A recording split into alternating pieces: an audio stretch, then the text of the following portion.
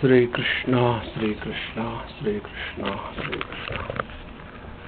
Gurur Brahma, Gurur Vishnu, Gurur Devo Maheshwaraha, Guru Sakshat Param Brahma, Tasmai Sri Gurave Namaha, Tasmai Sri Gurave.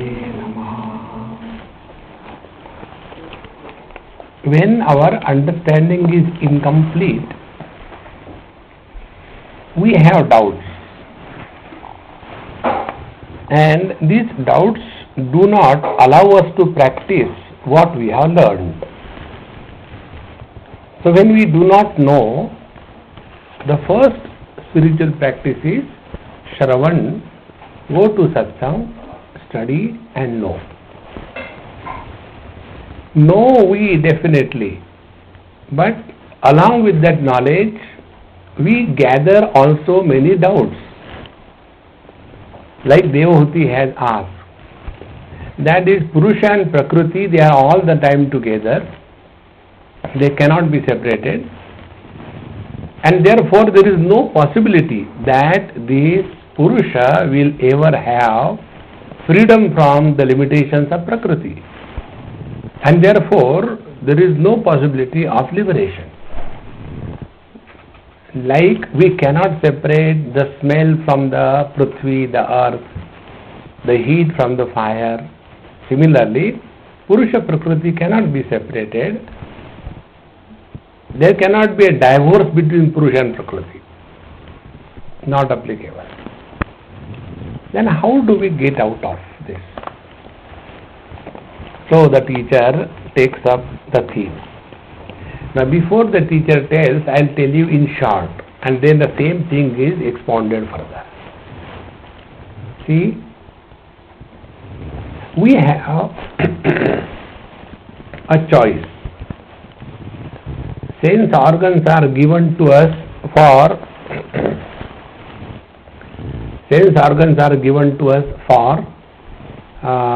seeing. It is our choice that we see and don't get influenced by what is seen. See? So when our senses are under our control, we are the Purusha. But when we are coming under the influence of the Prakriti, the senses, then we are the victims. See? So only two things. When we are living in this world, we are functioning through Prakriti. Prakriti means the world, Prakriti means the sense organs, Prakriti means the mind. So we are functioning in the world through the senses and the mind. When the world and the senses and the mind, they overpower us and we become their slave, we are Jiva. And when the world, the senses and the mind do not overpower us, then we are the master. See, there is a problem. Nobody, no Purusha and Prakriti, they are all the time together. That means you don't want to practice spiritual life. That is all, that's it. Therefore here the teacher says, Animitta nimittena swadharmena malatmana tivraya maya bhaktya cha shruta samvruttaya chiram. Now, what is the spiritual life is now said from here onward. When we act in this world, karma, this is verse number 21st. So, when we are acting or doing our job in this world, then where is our attention? Is our attention on the world that I have done so much, but the world is not changing? So our attention is there. Second thing, I have done so much, but nobody recognizes my efforts. So attention is on the world. Now the second option, when I do something, my attention is on my mind. When any action is done, does it leave an impression on the mind in the form of likes and dislikes, expectations and desires? See the difference?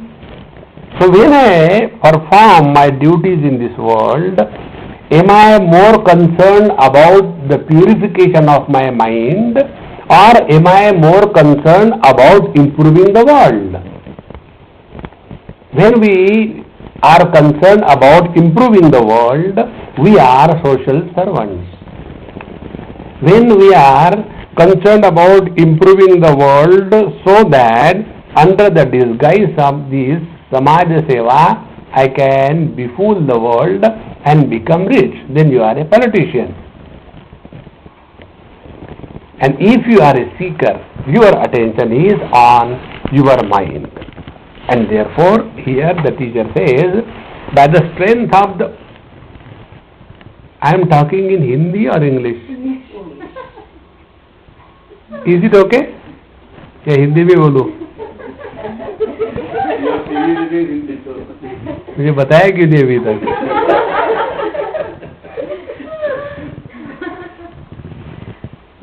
देखो जो हमने आपको बताया है ना अपने भज गोविंदम में, संप्राप्ते सन्निहिते काले नहीं नहीं रक्षति डुक्रुम करणे, आप कौन सी भाषा में बोलते हो इसका महत्व नहीं है, क्या बोलते हो इसका महत्व है।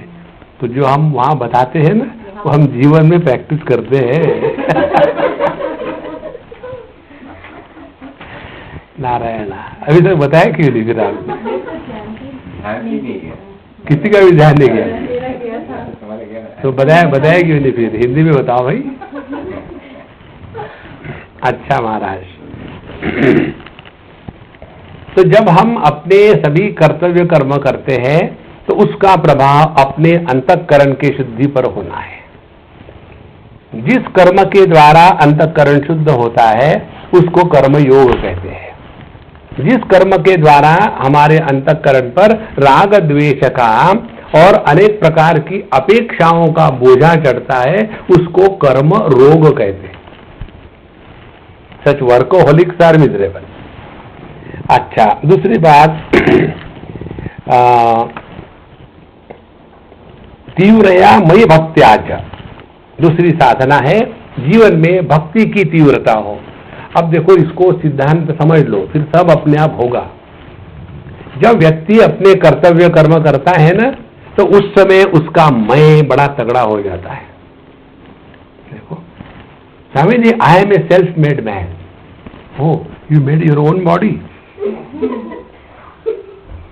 You made your own senses. देखो ये जो चक्कर है ना, मैंने अपने आप को संवारा, मैंने इसी प्रकार से देखेंगे जो लोग इस प्रकार के होते हैं कि उन्होंने कभी जिंदगी में सिगरेट नहीं पी, कभी जिंदगी में शराब नहीं पी, कभी मांस मच्छी नहीं खाई, उन लोगों को देखो। जो लोग शराब पीते हैं, दारू या तो सिगरेट पीते हैं या मांस मच्छी खाते हैं, उनके प्रति इनके मन में ऐसी घृणा होती है, हम लोगों के जैसे नहीं है।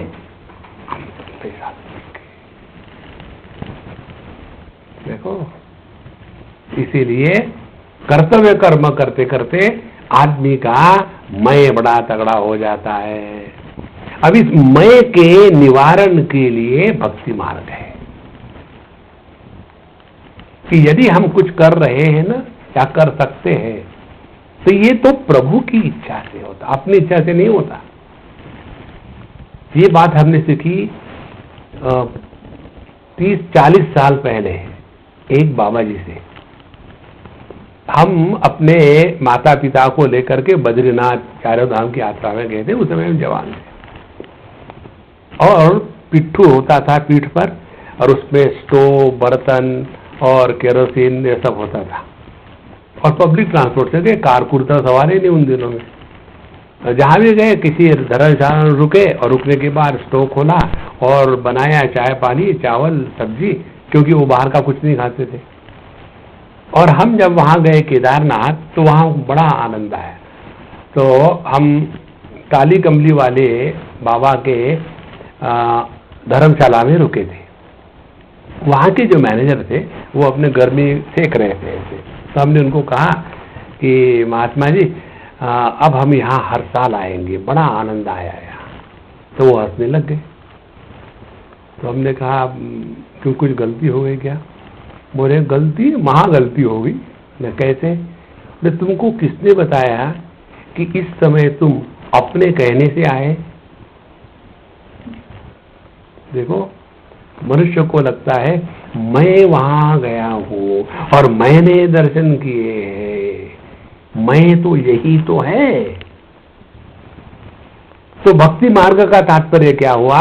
भक्ति मार्ग का तात्पर्य है हम जो कर्म के मार्ग में अपने पर नियंत्रण रखते हैं वो तो ठीक है, लेकिन अपने पर नियंत्रण रखते रखते अपना ईगो बड़ा स्ट्रांग हो जाता है और उसको निकालने के लिए भक्ति की आवश्यकता है। तो तीव्रया भक्त्या श्रुत संभूतया चिरम। और उसके बाद जो जो हम सत्संग में जाते हैं, सत्संग में जाकर के हम अपने जो धारणाएं हैं, whatever are our notions, वो सभी धारणाओं को हमको बदलना है। हमारी धारणा किस बारे में होती है? एक जगत के बारे में कि ये जगत सत्य है, ये जगत सुख का कारण है, ये जगत की वस्तुओं में सुख छुपा हुआ है इत्यादि। दूसरी धारणा हमारी है कि हम देह है या तो हम जीव है। तीसरी हमारी धारणा है ईश्वर बादलों के ऊपर है, नीचे हम लोग हैं। और चौथी धारणा ये है कि हम इस जगत में केवल दुखी होने के लिए ही आए हैं और हमको कुछ प्राप्त करना है। तो जब तक कि ये चार धारणाओं को हम ठीक नहीं करेंगे तब तक के हम आध्यात्मिक मार्ग पर चल रहे हैं। दिल बहलाने के लिए गालिब ख्याल अच्छा है, वास्तविक कुछ नहीं हो रहा है। उसके बाद आगे कहते हैं ज्ञानेन दृष्टतत्वेन वैराग्येन बलीयसा तपोयुक्तेन योगेन तीव्रेण आत्म समाधिना। यही विचार चालू है आगे। फिर क्या करना है? ज्ञानेन दृष्टतत्वेन, जितना हमारा अंतःकरण शुद्ध पवित्र होगा और जितना हमारे अंतःकरण से ये जो मय का वायरस है ये निकल जाएगा, शब्दों का अर्थ बड़े जल्दी स्पष्ट हो जाता है। हमको कई बार समझ में क्यों नहीं आता? क्योंकि वी आर ऑलरेडी फिक्स। एक बार की बात है, आप देखो ये कैसी बात है कि हम लोग इतने प्री ऑक्युपाइड होते हैं कि जो अगला कह रहा है वो नहीं सुनते। मुझे मालूम है आप क्या कह रहे हो। अरे हमारे हिमाचल प्रदेश में चले जाओ, बड़ा आनंद है। वहां के जो पहाड़ी लोग हैं ना, एक पहाड़ी हमारा ड्राइवर था, तो उसको को राम सिंह जरा धर्मशाला में जाकर के, कोई बात नहीं हो जाएगा। क्या हो जाएगा? अभी मैंने कुछ कहा ही नहीं। कोई बात नहीं हो जाएगा। ठीक है हो जाएगा। क्या करोगे? कोई बात नहीं। तो तसल्ली दे रहे क्या? इसी प्रकार से जब हमारा मन किसी चीज में ऑलरेडी प्री ऑक्युपाइड है तो शास्त्रों के अर्थ हमको समझ में नहीं आते। इसीलिए कहते हैं कि ज्ञानेन तत्वदृष्टेन दृष्ट तत्वेन, तो जिसने योग्य प्रकार का अध्ययन सत्संग करते करते अपने स्वरूप को जिसने पहचान लिया है, देखो फिर वैराग्येन बलीयसा। दूसरी महत्व की बात, विवेक के तीव्रता के प्रभाव को कहते हैं वैराग्य। अब देखो एक उदाहरण से समझ में आएगा। आप घर में खाना बना रहे हो और आपका लड़का जरा बदमाश है और वो कहता है मम्मी को, मम्मी आज हमने ना स्कूल में ना वो पोटेशियम साइनाइड के बारे में पढ़ा था और बड़ा पॉइजनस होता है कहते हैं, तो तुमको दिखाने के लिए मैं एक पुड़िया लाया था, यही रखा था और मैंने पता नहीं कहाँ रख दी है पुड़िया, कहीं खाने में पास रखी थी या कहाँ गई, अब गायब हो गई। कहीं मैंने नमक के स्थान पर उसी को तो नहीं डाल दिया, मजाक में भी करो तो आप वो खाना पूरा फेंक दोगे। कारण क्या? आपको विवेक स्पष्ट है कि वहां चॉइस नहीं है। आप देखते होंगे ना, एयरपोर्ट पर लिखा रहता है सिक्योरिटी के पास that we don't tolerate jokes about security. In the same manner, यहां भी जितना हमारा विवेक स्पष्ट होगा उतना वैराग्य दृढ़ होगा। विवेक रहित वैराग्य को डिप्रेशन कहते हैं। मुझे किसी भी इंटरेस्ट ही नहीं आता सामने बताने का, वैराग्य हो क्या? आपको तो धन्य है आप।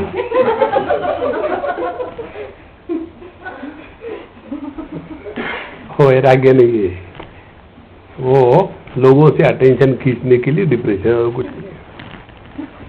तो ज्ञानेन्द्र दृष्ट तत्वेन वैराग्येन बलीयसा। फिर तीसरी बात है बिल्कुल तीव्र वैराग्य, बलीयसा वैराग्येन। फिर तपोयुक्तेन, तीसरी साधना है जीवन में तपस्या होनी चाहिए। अब तपस्या का अर्थ समझ लो।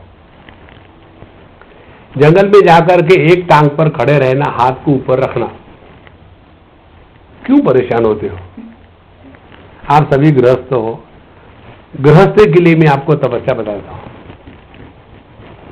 गृहस्थ के लिए तपस्या क्या है?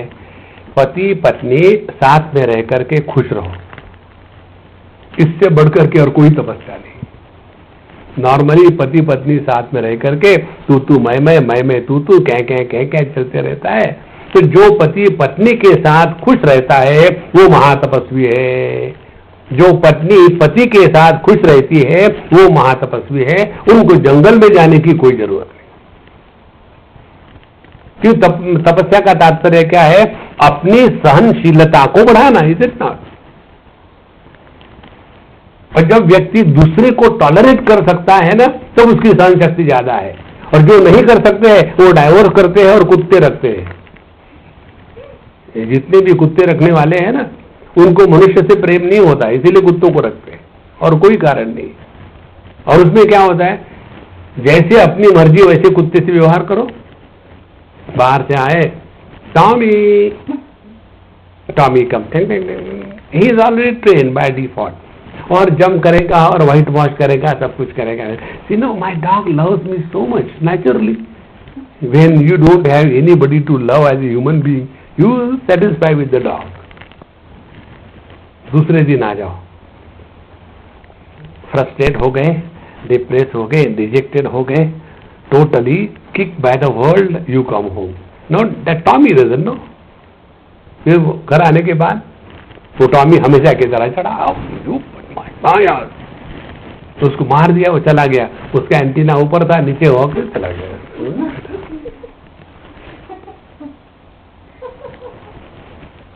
और जब बोतल अंदर गई और ड्रम भर गया, तो फिर Where is my darling sweetheart Tommy? और फट से बाहर आ जाते। ऐसा आदमी के साथ करके देखो, देखो। इसीलिए तपस्या का तात्पर्य है सहन शक्ति को बढ़ाना। सहन शक्ति को बढ़ाने का तात्पर्य है अनेक प्रकार की परेशानियां निर्माण मत करना। जहां रखा है वहां प्रेम से मस्त रहो। इससे बढ़कर के और कोई तपस्या नहीं है। कष्ट लेना तपस्या नहीं है। जहां है वहां प्रसन्न रहना, वो तपस्या है।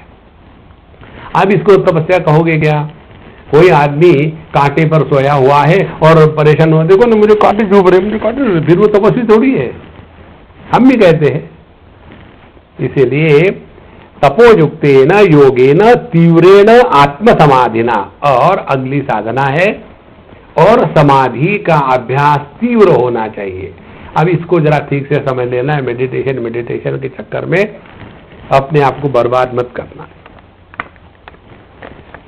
मेडिटेशन में दो बातें स्पष्ट होनी चाहिए। एक, इसका लक्ष्य क्या है मेडिटेशन का। लक्ष्य यदि स्पष्ट हो तो आपको साधन अपने आप मिल जाएंगे। लेकिन लक्ष्य यदि ये हो कि मुझे 15 मिनट और बैठना है, तो ज्यादा से ज्यादा आप बहस बनोगे और कुछ नहीं बनोगे। देखो, तो लक्ष्य निर्णय लेने के लिए विचार करें क्या कि जब हम देह के साथ तादात्म्य करते हैं तब ये जगत निर्माण होता है। जब देह के साथ तादात्म्य नहीं होता तो इस जगत का हमारे लिए कोई मायना नहीं है। अब ये हमारा रोज का अनुभव है ना। जब हम गहरी नींद में सोते हैं तब हम इंडिया में होते हैं कि अमेरिका में होते हैं। देखो, इसीलिए मैं तो हमेशा भटकते रहता हूं ना, हमेशा लाइट ऑन करके सोता हूं, क्योंकि मुझे समझ भी नहीं आता कि मैं कहाँ हूं और कहाँ बाथरूम है। एक बार मैं किसी के यहाँ था, खोला तो वो जो क्लोसेट होता है ना, जो सब सामान होता है, मैं सोचा वही बाथरूम है। जब वहां गया मैं, डब्बे बाथरूम में डब्बे क्यों रखे हैं, समझ में नहीं आ रहा था। And I was not able to understand where I am. तो जहां स्थूल देह के साथ तादात्म्य हो गया, जगत प्रारंभ हुआ। तो इस स्थूल जगत से मोक्ष प्राप्त करने के लिए साधना क्या होगी? स्थूल देह के साथ तादात्म्य तोड़ देना। और ये स्थूल देह के साथ तादात्म्य 3 कंडीशंस में टूटता है। एक, कंपल्शन जिसको कहते हैं मृत्यु। दूसरा, अज्ञान जिसको कहते हैं नींद। और तीसरा है समझदारी जिसको कहते हैं मेडिटेशन, सावधानी। हमको इस ध्यान में ना तो मरना है ना तो सोना है। लोग सोते हैं, वो ध्यान के लिए बैठेंगे, क्या हो रहा है, डोंट डिस्टर्ब, माने स्लीप चल रही है।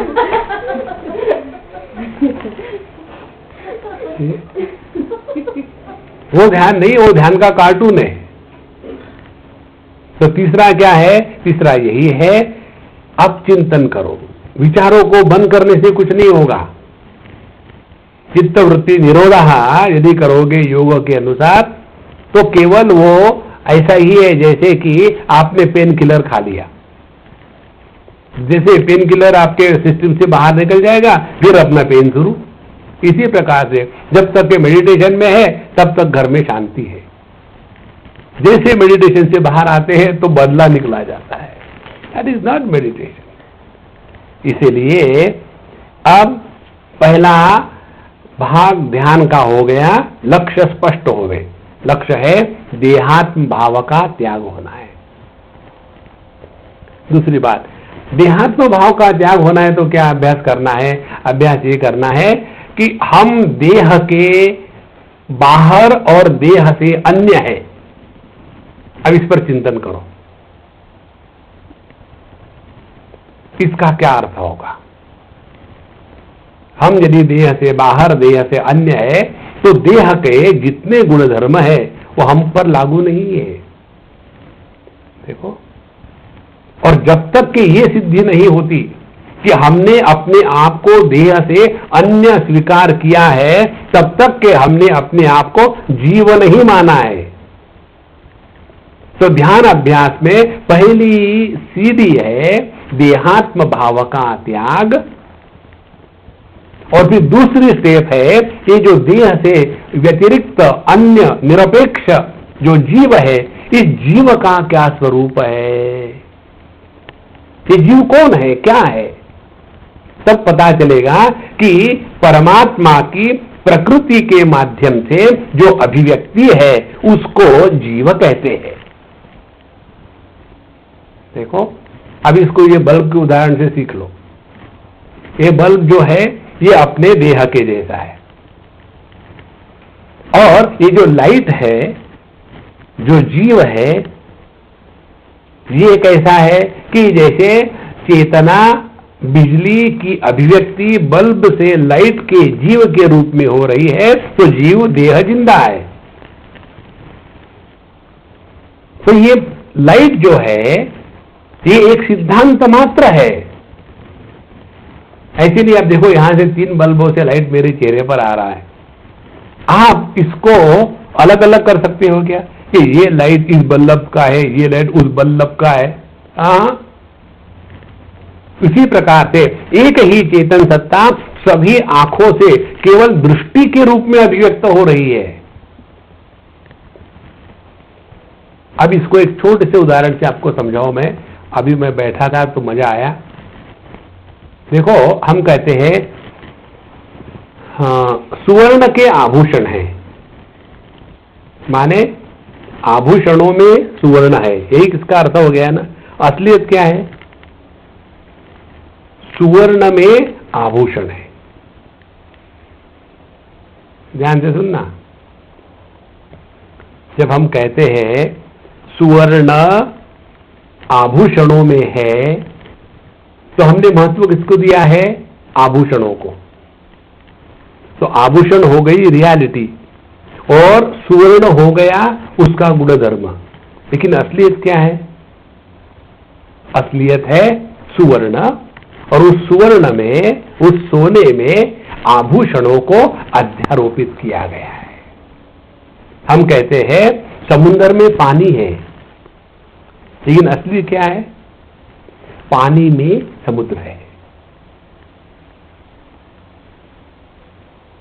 देखो, हम कहते हैं मोबाइल फोन के अंदर से आवाज आ रही है, असली क्या है?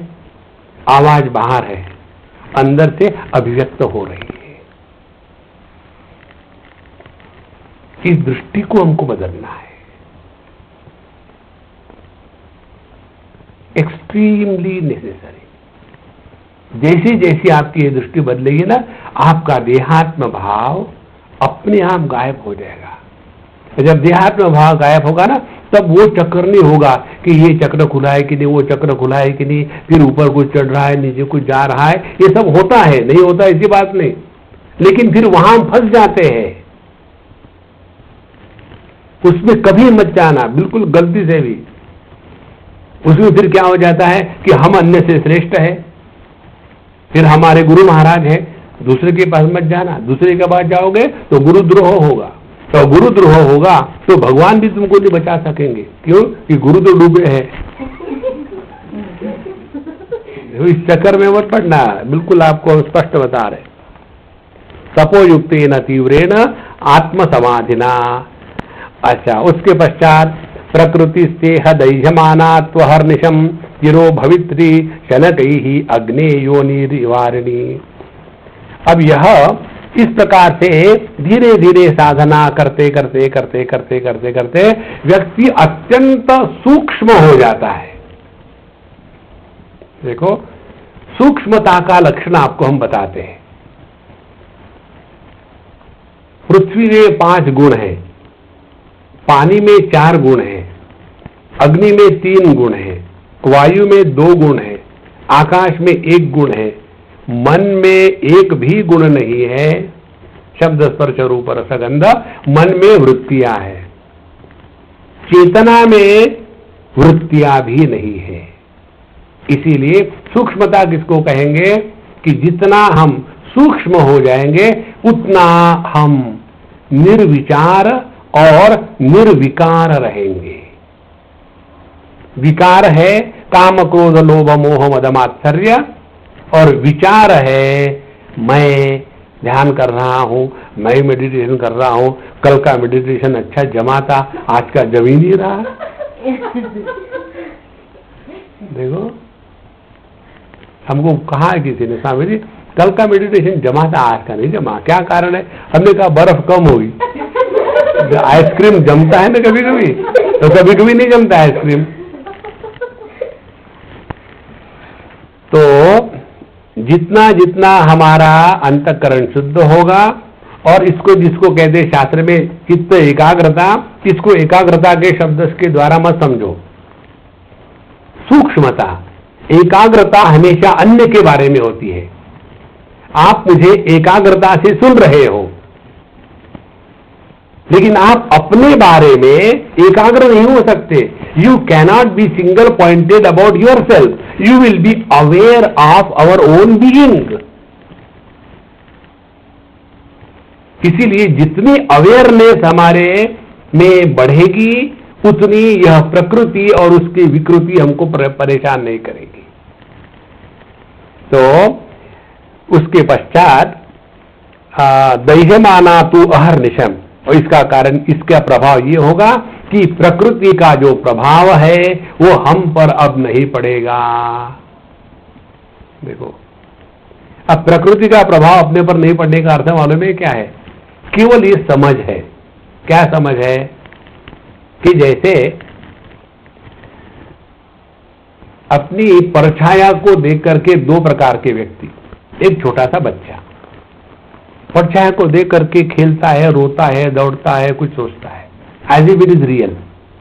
और हम बड़े जा रहे हैं रास्ते से और धूप से बढ़िया अपनी परछाया पड़ी हुई है और ऐसे चल रहे हैं कि उसके ऊपर से कोई ट्रक में चला जाए, उसके ऊपर से कोई ट्रैक्टर में चला जाए. क्यों? क्यों? परछाया है. अरे रहने दो, क्या फर्क पड़ता है? इसी प्रकार से जगत के विषय हम पर कभी भी प्रभाव नहीं डाल सकते. एक ये सब आध्यात्मिक साधना वालों में क्या है? अपने साथ एक्सपेरिमेंट करो. हमने 1000 एक्सपेरिमेंट किए. एक्सपेरिमेंट करने से एक्सपीरियंस होता है. जैसा एक एक्सपेरिमेंट हमने ये किया, हमको बैंगन बिल्कुल अच्छे नहीं लगते थे, तो हमने कहा अब पावरफुल मैं हूं कि बैंगन है, लेट अस डिसाइड. इसने अकबर ने बीरबल को कहा कि बीरबल, ये बैंगन बड़ा अच्छा होता है, बड़ा अच्छा लगता है. हाँ जी, इसीलिए तो उसको बहुगुणा कहा है. बहुगुणा का अपभ्रंश बैंगन है. फिर दूसरे दिन, अरे बीरबल, ये बैंगन बड़ा भद्दा है, कितना गंदा लगता है. बोले हाँ जी, बिल्कुल ठीक है, इसके से बेगुना कहा है, इसी तो बैंगन कहते. अरे कल तो तुमने कहा था बहुगुना है और आज के बेगुना है. बोले महाराज, मैं आपका नौकर हूं, बैंगन का थोड़ा हूं. तो ये तो अपने मन की कल्पना होती है कि हमको कुछ अच्छा बुरा लगता है. खा के देखो, डिसाइड करो कि आज के बाद मैं केवल बैंगन ही खाऊंगा. अपने आप खत्म हो जाएगा. उसी प्रकार से ये जो बीकानेरी भुजिया होती है, ये हमको बहुत पसंद है. बहुत पुरानी बात है. एक बार हमको गुस्सा आया अपने इस अटैचमेंट पर, तो हमने जा करके बाजार से, वहां राजस्थान में पैकेट में खुली मिलती है, तो जा करके 2 किलो ले आए, न्यूज़पेपर पर रखा और खाना शुरू कर दिया. 2 किलो खा गए. उसके बाद 8 दिन बीमार. उसके बाद समझ में आया ये केवल अपने जिह्वा के ही नखरे हैं. धीरे धीरे अपने प्रत्येक राग द्वेष से ऊपर उठना, इसको कहते हैं साधना. I don't like it, who care, we don't like it. सामने आया, खा जाओ. वो खाओगे कि ये खाओगे, दोनों में से चॉइस है. देखो, धीरे धीरे we come to learn that we are unnecessarily spoiling our self. That is why, the lesser the choice you give to yourself, you grow spiritually. The more choice you give, you become materialist. तो यह जो प्रकृति है, ये अपने आप week हो जाती है. अब देखो कैसी बात है. जब हम कहते हैं ना कि the world is too much for me, do you know why the world is too much for us? Because we are too little. The strength of the world is borrowed from our weaknesses. If you are strong, the world cannot touch you. यही तो है आत्मविश्वास कि कैसे दुनिया हमको रगड़ सकती है। इसीलिए प्रकृति को ज्यादा सर के ऊपर चढ़ा के नहीं रखना, और इसी के लिए हमारे शास्त्र में बताते हैं कि नियम होने चाहिए, सुबह जल्दी उठने का नियम। आपको दूसरा कोई उदाहरण नहीं आता क्या स्वामी जी? एक मुझे अम्मा ने कहा था कि स्वामी जी जब भी आप ये उदाहरण देते हो ना सुबह जल्दी उठने का, तो मुझे इतना गुस्सा आता है आप पर। स्वामी जी को दूसरा उदाहरण आता ही नहीं क्या? एक ही उदाहरण आता है, जल्दी उठो जल्दी उठो। हाँ, मैं तो 9 बजे उठती हूँ, क्या करूँ अब? देखो, इसीलिए यह जो प्रकृति है हम पर कभी भी प्रभाव नहीं डाल पाएगी, और धीरे धीरे तिरो भवित्री शनकैहि अग्ने योनि इव वारिणी। तो जैसे अग्नि प्रकट जहां होता है, उस लकड़ी को पूरा जला के खाक करके फिर अपने अव्यक्त भाव को समाप्त हो जाता है, उसी प्रकार से इस पुरुष में प्रकट जो प्रकृति है ये अपने आप शांत हो जाएगी और पुरुष अपने स्वरूप में स्थित रहेगा। इस सब का तात्पर्य इतना ही है। मुंडकोपनिषद में ये मंत्र आता है, द्वा सुपर्णा सयुजा सखाया समानम वृक्षम परिशस्व जाते तयो अन्यहा पिप्पलम स्वादुमत्ति अनश्नन अन्यहा अभिजाकशीति। एक ही पेड़ पर 2 पक्षी बैठे हैं, एक जैसे हैं, बड़े दोस्त हैं। उसमें से एक पक्षी जो है वो उस पेड़ के फल को चखता है, और अच्छा फल मिला तो फुदकता है, और कड़वा फल मिला तो रोता है। और दूसरा जो पक्षी है अनश्नन, वो एक भी फल नहीं चखता और मस्त रहता है। ये जो सुखी दुखी होने वाला है यह जीव है, और ये सुखी दुखी जो नहीं होता वह परमात्मा है। अब क्या साधना करनी है मुझे बताओ? सुखी दुखी मत होना। आपको तो दूसरा कुछ आता ही नहीं।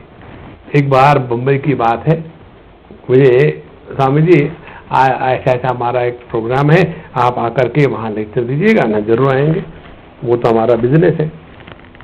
बोले विषय क्या रखे? मौज में रहो। आपको दूसरा कुछ आता नहीं? क्या आता है? क्या दुखी रहो। और उसके बाद जाकर के मैंने जो लेक्चर दिया, इतने सब दुखी हो गए। तो स्वामी जी आप अपने चैनल पर आ जाओ, आप तो मैं तो दुखी करके ही छोड़ूंगा नहीं। देखो, रियलाइजेशन होने के बाद क्या होने वाला है? You will be happy, is it not? तो घर में बच्चे खेलते हैं ना, मामा बाप बाप घर घर खेलते हैं ना, इसी प्रकार से आध्यात्मिक साधना माने रियलाइज। समझो, मैं रियलाइज हो गया तो कैसा होगा? मैं खुश रहूंगा ना। तो let me practise, that is called as meditation. बच्चे खेल खिले तो खेलते हैं ना, उसी से बड़े होकर के पता चलता है। इसी प्रकार से रियलाइजेशन के बाद यदि आनंद का अनुभव है तो समझो रियलाइज हो गए। तो पहले प्रैक्टिस तो होनी चाहिए, रहो। उसके बाद भुक्त भोगा परित्यक्ता दृष्ट दोषा च नित्यशः नेश्वरस्या शुभम दत्ते स्वे महिम्ने स्थितस्य च। तो ऐसा जो साधक है जिसने अपने इस चिंतन के द्वारा अपने पर पूर्ण काबू पा लिया है, प्रकृति अब उसको स्पर्श नहीं कर सकती है, और वो अपने इस स्वरूप में स्थित होने के कारण अब यह जो सापेक्षता का जगत है, relative existence, is no more meaningful for him. जब यह सापेक्षता का जगत हमको कोई मतलब नहीं रखता तो इसका प्रभाव मालूम है क्या है? पहली बात, शीतोष्ण सुख दुखेशु जितात्मनः। जगत में आने वाले सुख दुख इत्यादि जो है वो आते जाएंगे जाते जाएंगे, उससे कुछ नहीं होने वाला। इसके मन का संतुलन कभी बिगड़ेगा नहीं। शीतोष्ण सुख दुखेशु जितात्मनः, जितात्मनः माने मन के संतुलन का हमेशा बनाए रखना। दूसरी बात, मानापमानयोः प्रशांतस्य। जीवन में मान अपमान ये हमारे शांति को नष्ट कर देते हैं। ये 2 बातें जिसकी जेल में हो गई है उसको परमात्मा को विदित करने का वीसा मिल गया है, अब कोई डाउट नहीं। इसीलिए भुक्त भोगा परित्यक्ता दृष्ट दोषा, इस प्रकृति जो है वो उसको भोग करके त्याग कर दिया है, क्योंकि उसमें दोष देख लिए हैं। और इसीलिए ईश्वरस्य स्वे महिम्नि स्थितस्य, जिसने अपने ईश्वरत्व को पहचान लिया है और जो अपने महिमा में स्थित है, उस पर यह प्रकृति कोई भी प्रभाव नहीं डाल सकती। इसीलिए साधना क्या है? जगत का अपने पर प्रभाव न होवे। मेरे पास एक ये है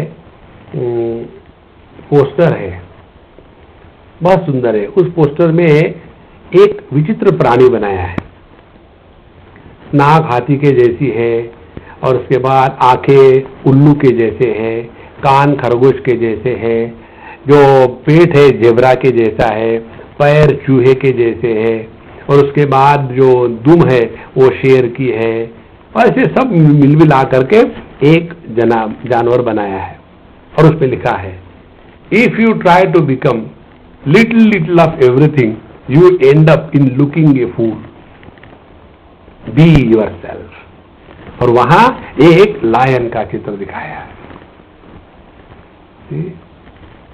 be yourself, that is important. और जहां हमारा ध्यान इस पर चल जाएगा, तब ये जगत हमको कोई कठिनाई नहीं दे सकता। यथा ही अप्रतिबुद्धस्य प्रस्वापो भव्यनर्थभृत सैव प्रतिबुद्धस्य न वै मोहाय कल्पते। कई बार व्यक्ति जब नींद में सोता है और बड़े बड़े उसमें अच्छे बुरे सपने देखता है, तो सपने में कितना सुखी दुखी होने वाला आदमी हो, जैसे जग जाता है तो उसी सपनों को देख करके हंसता है। देखो मैं कितना बेवकूफ था कि मैंने ये देखा कि मैंने अपने बीवी को डांटा। कभी हो सकता है ऐसा?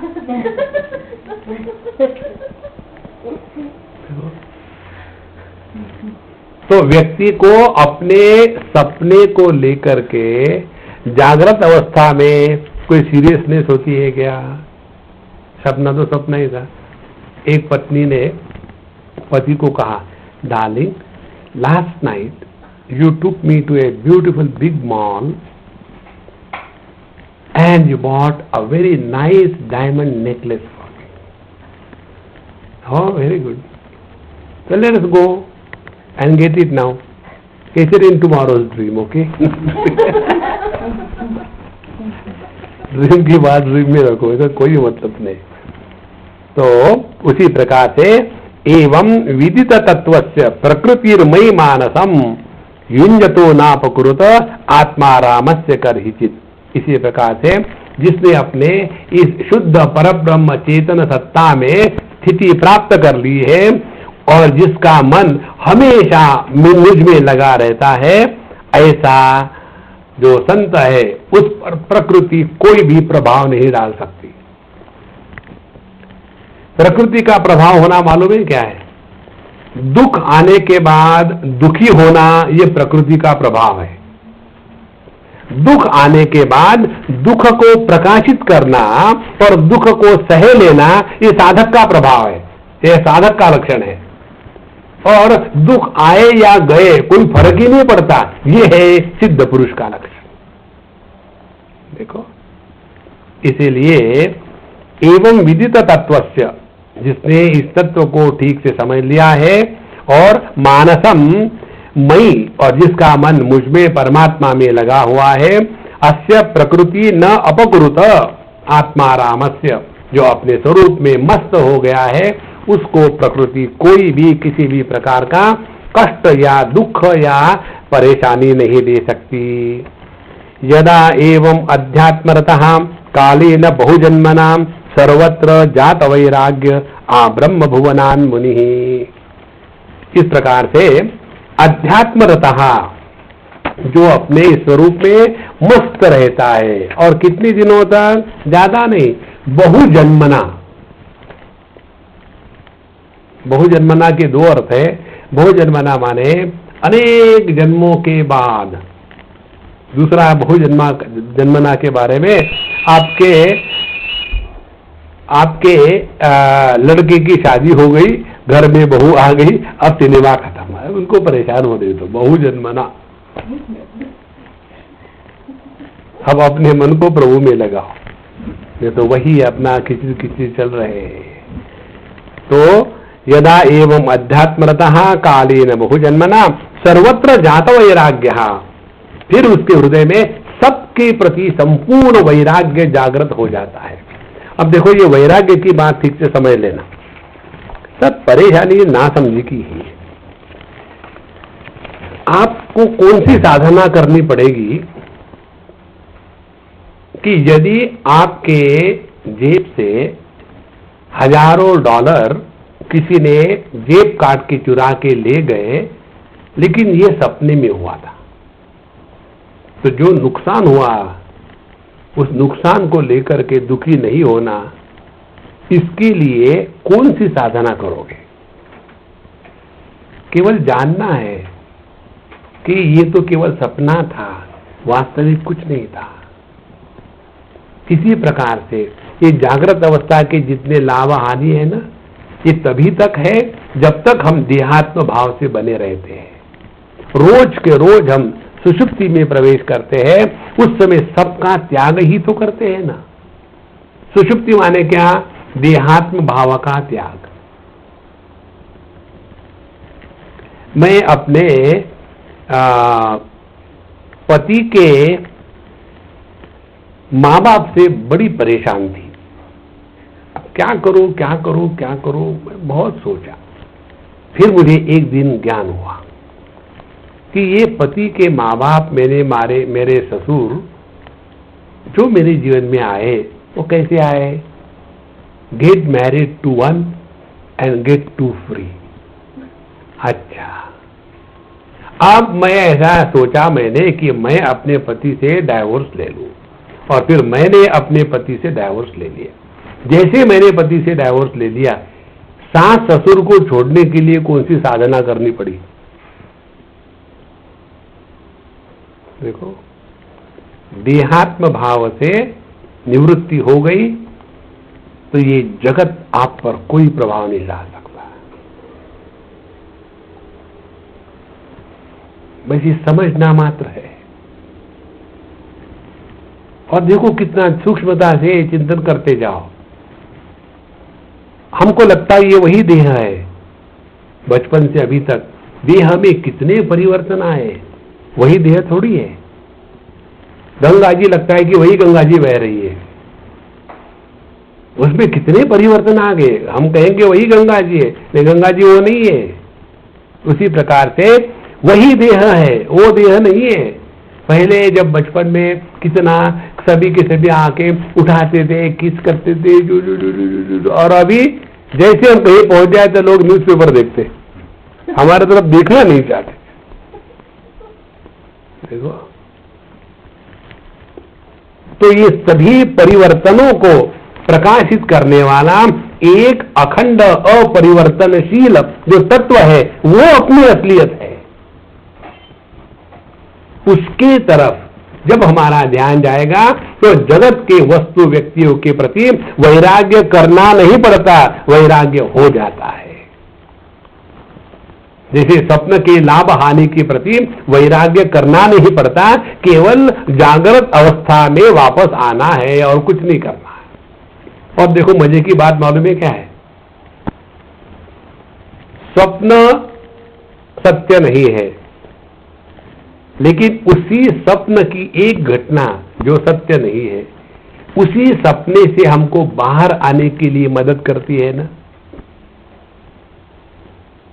देखो, हम सपने में जा रहे थे मोटरसाइकिल पर, और बढ़िया लड़की पीछे बैठी हुई थी, और हिंदी सिनेमा का गाना मेरे सपनों की रानी कब आएगी, तू खूब धूमधा चल रहा। ऐसा सपना कभी नहीं टूटेगा। और जा करके सपने में ठोक दिया उस मोटरसाइकिल ने कहीं और गिर गए तो फट से सपना टूट गया।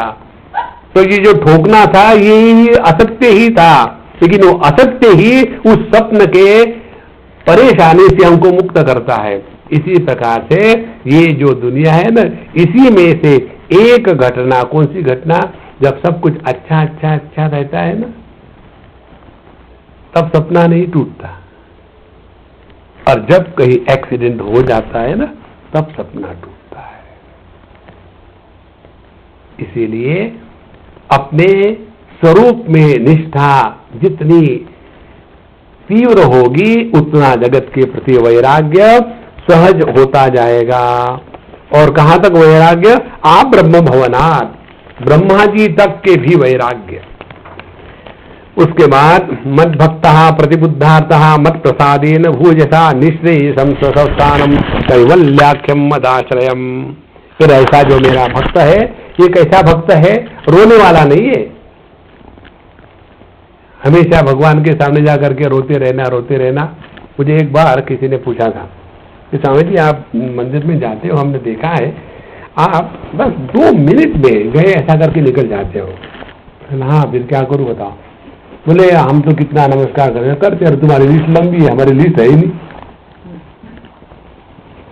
लिस्ट जितनी लंबी होगी उतना नमस्कार लंबा होगा। और जब लिस्ट है ही नहीं तो नमस्कार करके निकल पड़े। तो वहां जाकर के फिर लिस्ट में क्या करेंगे? एक ही करेंगे, मांगेंगे। और क्या मांगेंगे? Please note, I don't want you first, I want दुनिया। देखो, आपको यदि भगवान से कुछ मांगना है ना, तो हम आपको एक सजेशन देते हैं, ट्राई करो। भगवान से एक ही मांगना कि हे भगवान, मेरे अंतःकरण में जगत में किसी के भी प्रति मजाक में भी, सपने में भी एक बार भी द्वेष ना रहे। द्वेष रहित अंतःकरण ही परमात्मा के प्राकट्य का स्थान होता है। जिस अंतःकरण में द्वेष है ना, वहां परमात्मा प्रकट नहीं होता। मांगना है तो वो मांगे। हम लोगों ने आज तक अपने हृदय में झांक के देखो, कब जाकर के भगवान से कहा कि भगवान मेरे अंतःकरण को शुद्ध करने में मदद कराओ। हाँ, हम तो जानते हैं, हम तो बड़े अच्छे हैं, इस दुनिया में अच्छे लोग ही सफर होते जैसा मैं। तो ये भक्त कैसा है? मद भक्तः प्रतिबुद्धार्थः। प्रतिबुद्धार्थः माने समझदार है, ज्ञानी भक्त है। ये अज्ञानी भक्त नहीं, रोने वाला धोने वाला हमेशा। मत प्रसादेन भूयसा, और जो ये ज्ञान अपने स्वरूप का वो मेरे प्रसाद के कारण प्राप्त हो चुका है। 10वें अध्याय में भगवान कहते हैं ददामि बुद्धि योगम तम तेन माम उपयांति ते। जो मेरे भक्त है उनको मैं बुद्धि योग देता हूं। 2 प्रकार की बुद्धि है, एक बुद्धि दुनिया में लगाती है, दूसरी बुद्धि परमात्मा में लगाती है। जो बुद्धि दुनिया में लगाती है वो बंधन का कारण है, और जो परमात्मा में लगाती है वही मोक्ष का कारण है। तो मेरे प्रसाद के द्वारा निःश्रेयसम मदाश्रयम स्वस्थानम कैवल्याख्यम, फिर उसको केवल मेरे प्रसाद से ही वह कैवल्य नाम का मेरा जो स्थान है वो प्राप्त हो जाता है। कल हमने आपको बताया कैवल्य माने जिसपे किसी भी प्रकार का भेद नहीं है।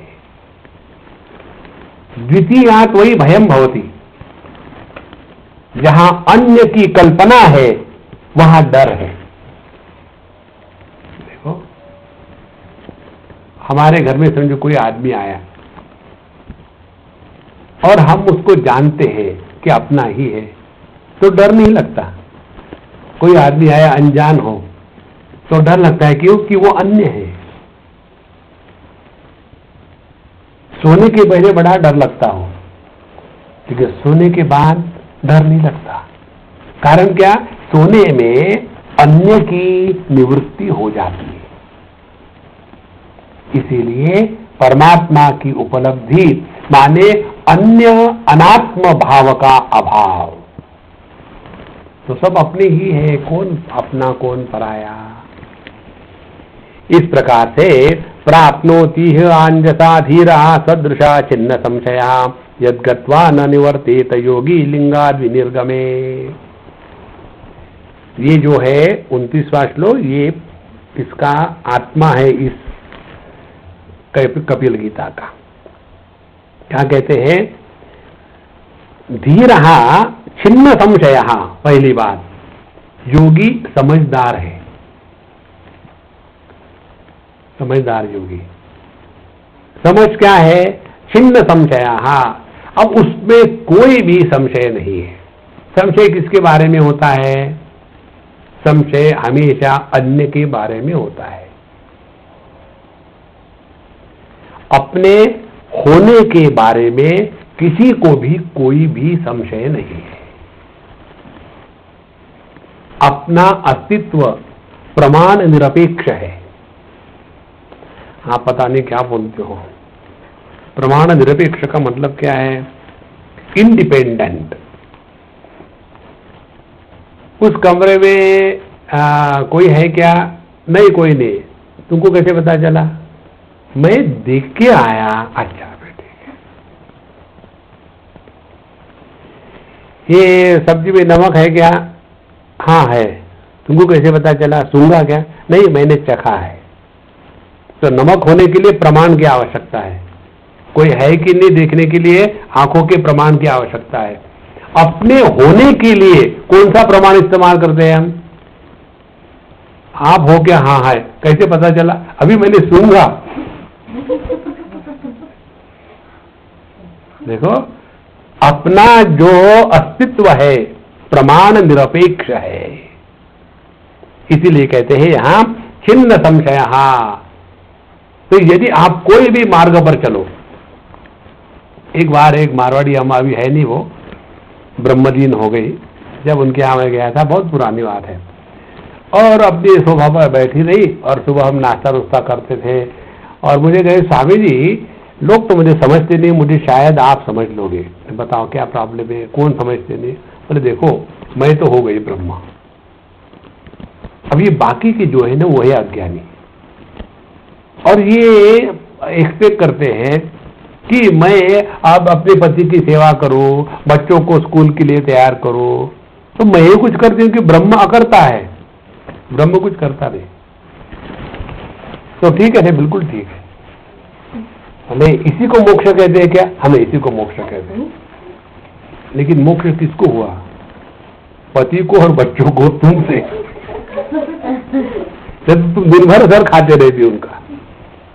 देखो, यदि तुमको किसी भी क्षण अपने अस्तित्व के बारे में संदेह है तो आपने अपने आप को गलत समझा है। देखो, इसीलिए छिन्न संशयाः, ऐसा जो साधक है, यद्गत्वा न निवर्तेत, फिर उसको इस जगत में पुनरपि जननम पुनरपि मरणम का चक्कर नहीं है। कारण क्या है? योगी लिंगाद विनिर्गमे, लिंग माने जीव भाव, अब उसका जीव भाव हमेशा के लिए नष्ट हो गया है। ध्यान से सुनना, हमारे स्वामी अखंडानंद जी महाराज का आज जन्मदिन है। तो उन्होंने, जब वो गृहस्थ थे और उनको बताया गया था जब छोटे थे कि 19वें साल की उम्र में तुम्हारी मृत्यु होनी है, तो उनके पिताजी ने 13-14 साल में ही उनकी शादी कर दी और 15-16 साल तक के 2 बच्चे हो गए। और ये महात्मा फिर घर से भाग निकले इसी के लिए कि मुझे मरना नहीं है, मुझे मरना नहीं है। अनेक महात्माओं के पास गए, मुझे मरने से बचाओ। सभी ने यही बताया, देखो मरने से कोई नहीं तुमको बचा सकता है, बचा सकता है मृत्यु के डर से।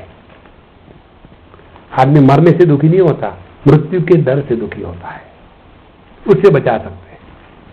और फिर उन्होंने बड़ा शास्त्रों का अध्ययन इत्यादि किया, बाकी की बात अलग है। और एक बड़े अवधूत थे शंकरानंद महाराज, कनखल हरिद्वार में रहते थे, एक ऐसे हैरी पॉटर टाइप पुराने मकान में। चारों तरफ से छाते ताते बने हुए हैं, गंदगी है, वहां रहते थे। तो उस समय स्वामी जी महाराज ने संन्यास नहीं लिया था, तो जाकर के उनको भागवत कथा सुनाते थे। तो उन्होंने वहां भागवत कथा सुनी 15 दिन तक, खूब रो धो करके मस्त हो गए, भगवान के प्रेम में नहा गए। जब इनकी कथा पूरी हो गई तब कहते हैं कि देखो पंडित जी, तुमने मुझे कथा सुनाई, कथा तो हम आपकी बिना दक्षिणा दे के नहीं सुन सकते, लेकिन मैं तो अवधूत हूं, मैं तुमको क्या दे सकता हूं, मेरे पास कुछ नहीं है। हाँ, एक बात है, आज के बाद तुम अपने को जीव मत स्वीकार करना, तुम साक्षात नारायण हो, साक्षात परब्रह्म परमात्मा हो। स्वामी जी महाराज कहते हैं उस क्षण के बाद मुझे कभी भी ये भ्रांति नहीं हुई कि मैं देह हूं या मैं जीव हूं। देखो, बृहदारण्यक उपनिषद कहती है न तस्य प्राणा उत्क्रामंती अत्र ब्रह्म समश्नुते, उनके प्राण निकल नहीं जाते, यही कि यही विलीन हो जाते हैं। इसी को यहां कहा है कि योगी लिंगाद विनिर्गमे, ये जीव भाव नष्ट हो गया। ये जीव भाव का नष्ट होना ही मैं से मुक्त होना है। जीव भाव का यदि नष्ट नहीं हुआ तो फिर पाप किए तो स्वर्ग में गए या नरक में गए, और पुण्य किए तो स्वर्ग नरक में गए, और फिर वहां से धक्का मिला, फिर वापस आ गए, और फिर इस योनि से उस योनि में। ये सब कहानियां हमको और दुखी करेगी। इसीलिए शास्त्र बताते हैं मैं को मुक्त करने के चक्कर में मत पड़ना, मैं से मुक्त हो जाना है।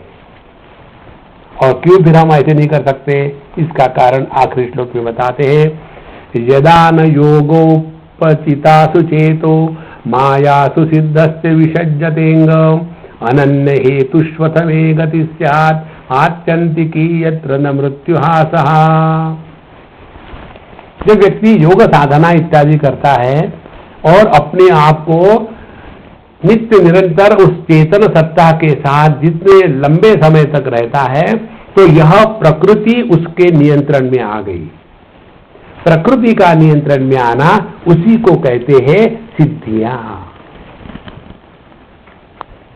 और जहां सिद्धियां प्रकट होने लग गई तो आदमी उसी में फंस जाता है।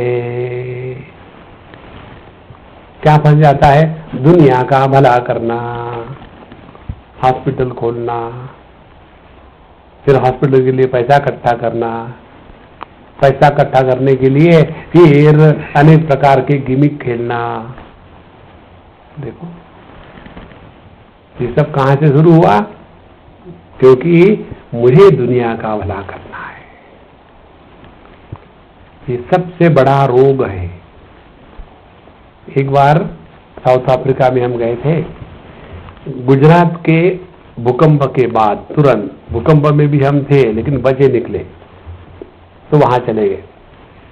तो वहां काफी गुजराती लोग हैं, तो उन्होंने इकट्ठा होकर के हमको कहा कि स्वामी जी, हम आपको कुछ यहाँ से कलेक्शन करके पैसे दे देंगे, आप वहां जाकर के अच्छे कार्य में जैसा आप समझे लगाओ। हमने कहा मेरे लिए अच्छा कार्य है, मैं सब खा जाऊंगा, मैं एक भी मगा नहीं बांधूंगा अभी तो अपना बांधूंगा, पब्लिक का नहीं होगा। मतलब ऐसा क्यों कह रहे हैं? हम अब सच सच बता रहे हैं, आपको झूठ तो नहीं बता रहे। बोले नहीं नहीं नहीं, आप ऐसा नहीं कर सकते। हमने कहा देखे देखो कल्पना क्या कर रही है, देखे देखो मैं खा जाऊंगा ना। लेकिन ऐसा क्यों? हमने कहा देखो, हर एक के अपने अपने व्रत होते हैं, है ना। कोई एकादशी को नहीं खाता, कोई एकादशी को ज्यादा खाता है, व्रत है अपने अपने।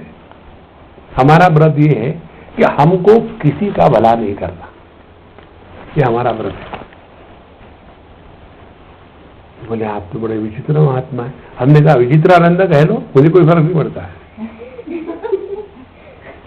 एक बार आदमी इसमें फंसा ना, इससे निकलना असंभव हो जाता है। आपने टीवी पर देखा होगा, कितने अच्छे अच्छे संतों ने बड़े बड़े ऑर्गेनाइजेशन बनाए और उसके बाद पैसे पैसा पैसा पैसा सब गंदगी शुरू हो जाती है। पैसे की सिद्धि जब आदमी को करप्ट कर सकती है तो प्रकृति की सिद्धि कितनी करप्ट करेगी। इसलिए यहां कपिल जी स्पष्ट कहते हैं कि जब हमारा मन अनेक प्रकार की सिद्धियों को प्रकट होने के बाद भी उसके द्वारा किसी भी प्रकार से आकर्षित नहीं होता, तभी जाकर के यह जो योगी है यह परब्रह्म परमात्मा में लीन हो जाता है, अन्यथा नहीं तो इसी में फंसे रहेंगे कि बस मैंने उसको ये कहा उसका ऐसा हो गया, मैंने उसको वो कहा उसका ऐसा हो गया। जो कुछ हो रहा है प्रभु की लीला से हो रहा है, अन्यथा आदमी उसमें ऐसा फंस जाता है कि उसका कोई अंत नहीं। इस प्रकार से यह कपिल गीता हमें अपने जीवन का उद्देश्य, साधना की प्रक्रिया, कैवल्य की प्राप्ति और साधना में आने वाले विघ्न, इस प्रकार से सभी विचारों को कपिल जी ने अपनी मां देवहूति जी को बताया। ओम पूर्णमदः पूर्णमिदं पूर्णात् पूर्णमुदच्यते पूर्णस्य पूर्णमादाय पूर्णमेवावशिष्यते। ओम शांति शांति शांति। हरि ओम। श्री गुरुभ्यो नमः। हरि ओम।